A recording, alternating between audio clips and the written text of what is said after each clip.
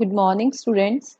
Now, today we are going to continue with the topic Holozoic nutrition. Now, in Holozoic nutrition, it involves intake of parts of animals or plants or animals or an organism as whole by the process of ingestion, which is then digested and absorbed. Some examples are amoeba, frog, insects, and human beings. Now, this is the diagram showing the nutrition in amoeba, right? Here is the food particle, and with the help of finger-like projection, that is pseudopodia, it is intaking the food. Then there is formation of food vacuole, and there is assimilation, and the food has been engulfed, right? Next is autotrophic nutrition in green plants. Plants need organic food to fulfill their requirements of energy for various activities, and green plants are autotrophic in sense that they synthesize food by the process of photosynthesis. Now, what is photosynthesis? The process of photosynthesis can be defined as conversion of light energy into chemical energy by the green parts of the plant. Now, what is the reaction involved? Carbon dioxide and water, they combine and give rise to glucose, water and oxygen, right?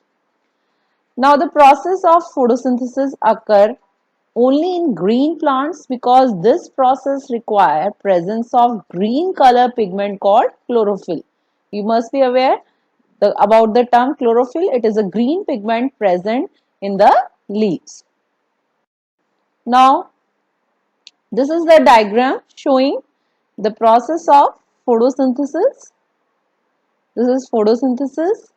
This is the sun, light coming on the surface of leaf, and chlorophyll traps the light energy. Water is absorbed by the plant from the roots. Carbon dioxide enters through the stomata of the leaf, right? And oxygen, there is formation of oxygen and sugar given off into the air and converted into starch. The stored food in the other parts of the plant, and starch with the help of iodine it turns dark blue, right? This is the figure showing conversion of light energy into chemical energy with the help of chlorophyll. This is sun, light energy, and again showing the process of photosynthesis, right? This is the diagram showing the site of photosynthesis in higher plants and transverse section of the leaf. This is the plant. We cut the TS of the leaf, right? It is being cut, right? Both are shown. Vascular bundle containing xylem and phloem. This is the upper waxy cuticle, upper epidermis. Then this is the palisade, and this is the spongy parenchyma, this round one. This long one, rectangular form, is known as palisade, and this circular one is known as spongy parenchyma. Both are both consist of chloroplast, right? Chloroplasts which help in the process of photosynthesis. And on the lower surface, this gap is the stomata, right? From where the exchange of gases and loss of water vapors it takes place, right?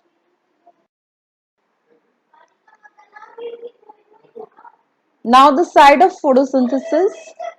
Photosynthesis does not occur in all the cells of green plant. It occurs only in those cells which possess the green color plastid called chloroplast.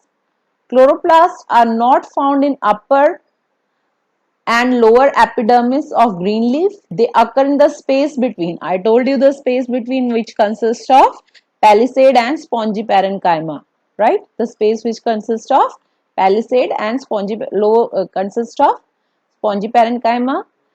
So it is the space between upper and lower epidermis which possess large number of chloroplasts, right?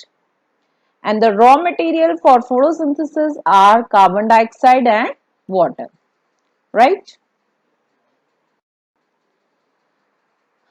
Now there is an activity showing testing of starch in a leaf. This is the figure shown. Leaf is boiled in water, right? Then in alcohol and then by testing with the iodine, right? We will take variegated leaf. What is the variegated leaf? Like in we see in money plant. There are few yellow spots and green color pigment containing chlorophyll, right? So that type of leaf is known as the variegated leaf.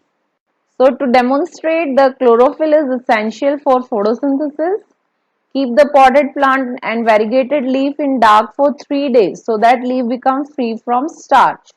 Place the plant in bright sunlight for 6 hours. Take the variegated leaf of the potted plant, keep in bright sunlight and trace the outline of the leaf of the variegated part on the tracing paper. Dip the leaf in boiling water for a few minutes. Now boil the leaf in 70% alcohol till it decolorises. Now dip the leaf in boiled water. Take out the leaf and stain with iodine solution. Blue color will appear where? In those part of the leaf which were green in color, right?